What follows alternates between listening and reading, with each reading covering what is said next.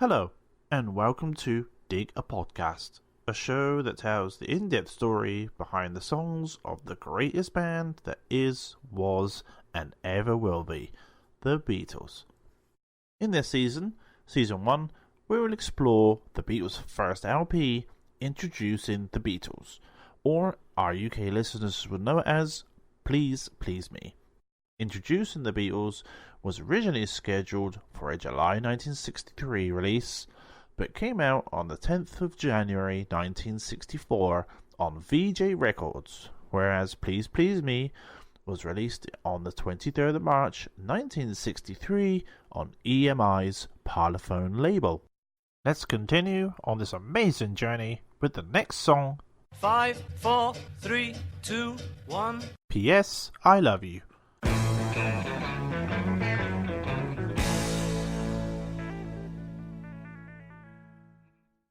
In the 60s, US record charts were set up in such a way as to allow both sides of a new single individual chart placements.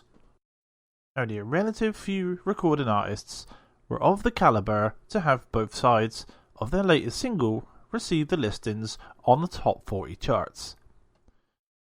Elvis Presley was surely one of these, having done it 26 times in the 50s and 60s, 5 of these times achieving the top 10 hit with the both A-side and B-side of the record.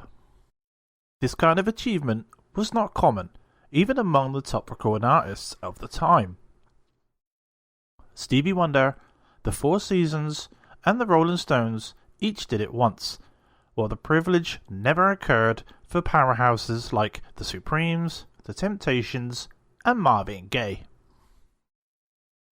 As you might expect, the Beatles were able to achieve this status right away with their first national hit, I Want to Hold Your Hand. During their 6-year run on the charts in the 60s, they raked up 14 occurrences of both sides of their latest single appearing on the Billboard Top 40 charts simultaneously. And like Elvis before them, 5 of these occurrences placed both sides of their singles in the top 10. P.S. I Love You, a song which they contemplated releasing as an A-side for their first British single, became the first occurrence in the US to having a top 10 placement in the Billboard singles charts as the B-side of their number 1 single, Love Me Do. Songwriting history.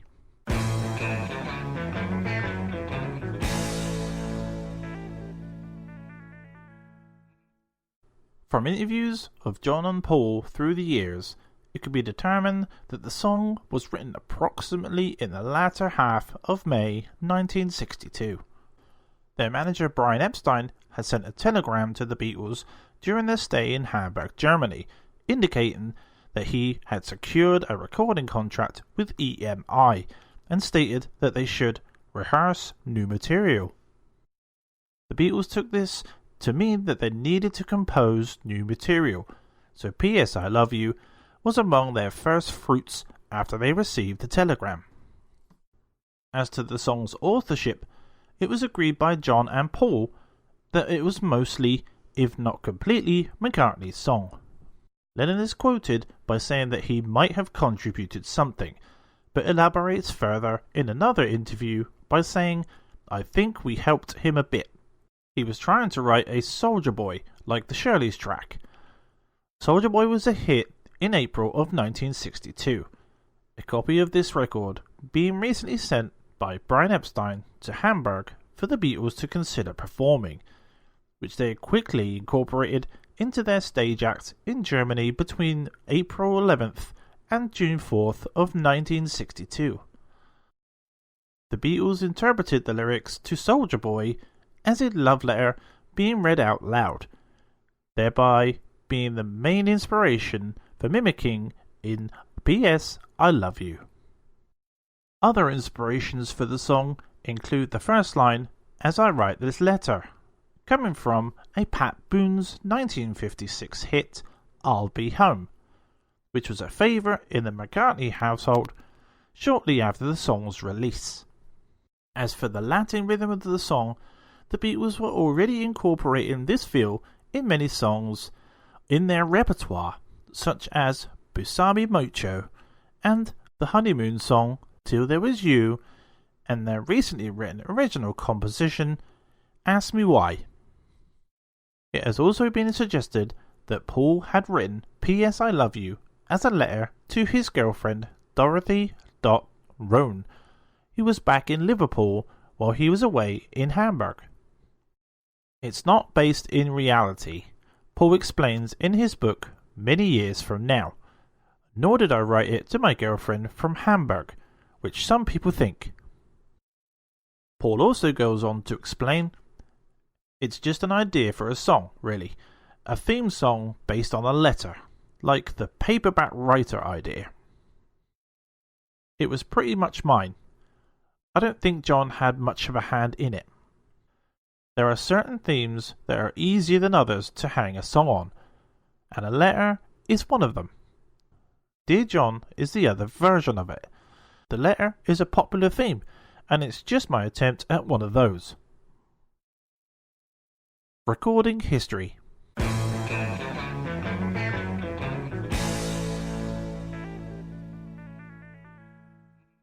Session 1.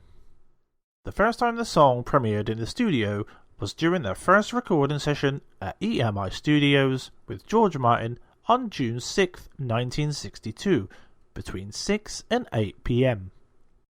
It was the third of 4 songs recorded that day, the number of takes not being known. George Martin did have something positive to say about this song, commenting that he liked the switches between major and minor chords throughout the song. This recording of P.S. I Love You, made on this day with Pete Best on drums, has apparently been lost or recorded over, although some of the tapes have resurfaced later, as has happened with the version of Love Me Do recorded on this day, available on Anthology 1. As to whether this will too resurface, only time will tell. Session 2. Producer Ron Richards ran the Beatles with Ringo through a rehearsal session at EMI Studios on September 4th, 1962 between 2:30 and 5:30 p.m. in order to determine which 2 songs would be recorded for their first single. Of the 6 songs rehearsed at this time, P.S. I Love You was one of them, being that they had already recorded the song 3 months earlier on June 6th, with somewhat positive feedback from George Martin. This song was not chosen at the time because Martin had handpicked the song How Do You Do It to be recorded as the A-side and reluctantly Love Me Do as the B-side. As events transpired, How Do You Do It, although being recorded, was rejected by publisher Dick James because he didn't think the Beatles version did the song justice. This left a big question mark as to what the A-side of the Beatles' first record was to be.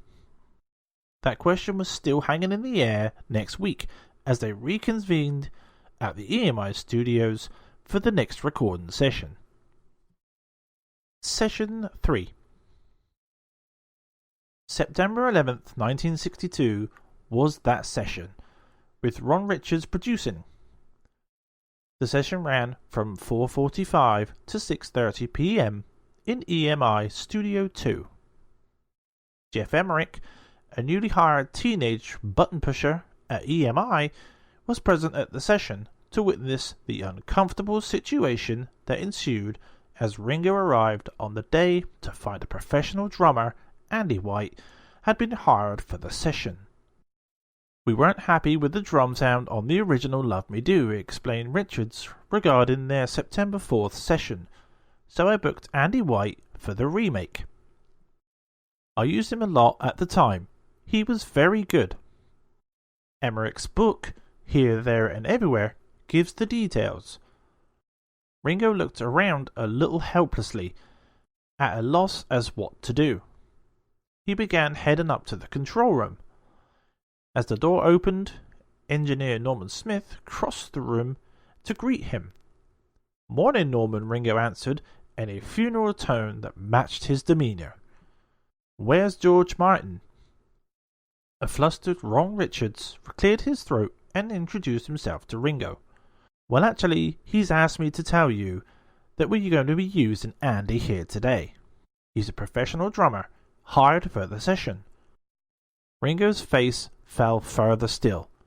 It looked like he wanted to jump off the nearest bridge. Jeff Emmerich continues. Andy White looked embarrassed, stood up. "Hello, mate," he said to Ringo. "I've heard a lot of good things about your group."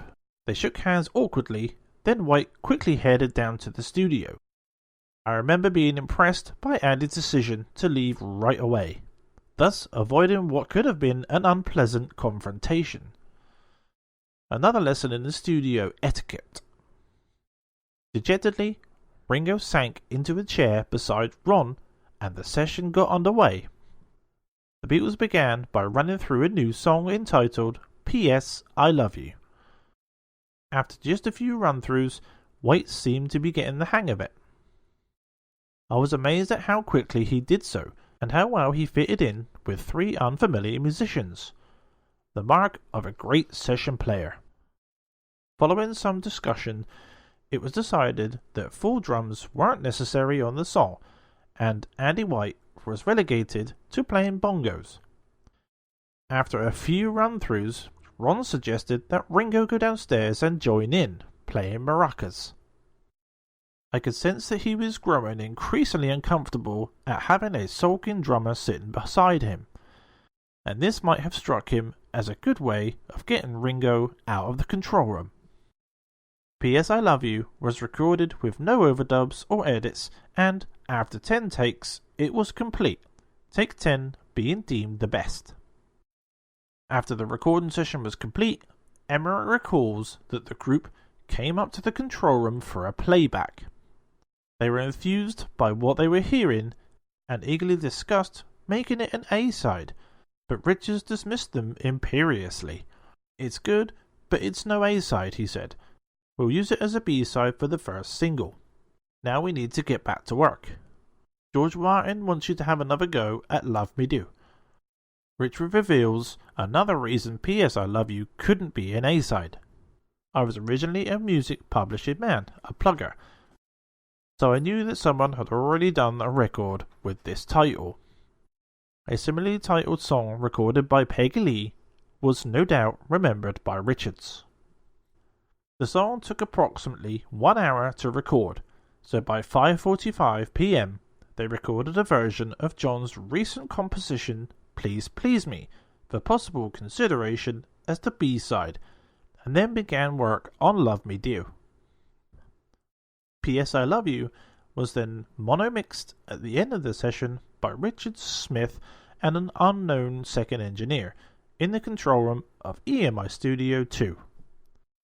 This mix was used for its British single release on October 5th, 1962. Stereo mixing. February 25th, 1963 was the date chosen to create both mono and stereo mixes for the upcoming British album Please Please Me. Since P.S. I Love You was also to be on the album, it was recorded on a single track only.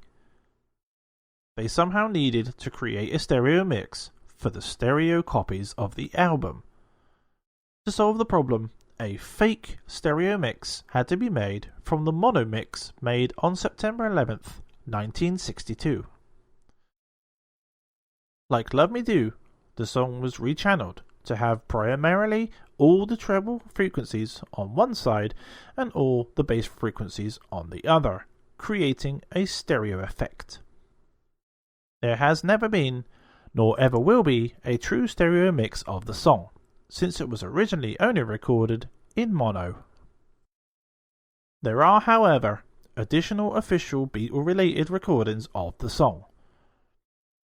Sometime between September 1987 and February 1989, while Paul McCartney was recording his Flowers in the Dirt album, he and his band concocted a rhythmic rendition of both P.S. I Love You and Love Me Do, which was entitled P.S. Love Me Do. They were paired together undoubtedly because these two songs publishing being the only ones in the entire Lennon-McCartney catalogue that were owned by Paul. This studio recording was not included in his solo album except for the Japanese version entitled Special Package, which included various bonus tracks. A live version of this song was also recorded on April 21st, 1990 in Rio de Janeiro, which was included on European copies of his EP Birthday. Thanks for listening to Dig a Podcast. You can subscribe to our podcast on Spreaker, Apple Podcasts, Spotify, or any other podcasting platform. This has been a Team Wilco production. Until next time, if you know what I mean. Do I did? No?